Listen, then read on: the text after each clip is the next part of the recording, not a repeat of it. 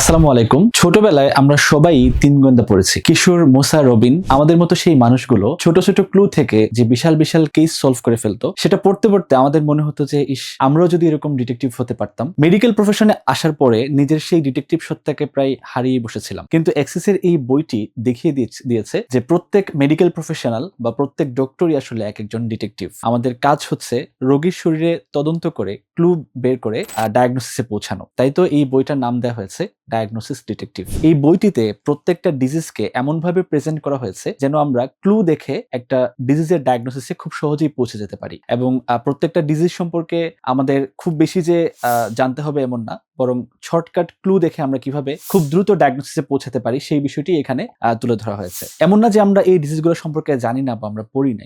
আমরা সবাই ডিজিজগুলো সম্পর্কে জানি এবং পড়াশোনা করেছি, কিন্তু একজন ডিটেকটিভ হিসেবে একজন ডক্টর কিভাবে ডিটেকটিভের রোল প্লে করতে পারে সেই জিনিসটাই এখানে ফোকাস করা হয়েছে।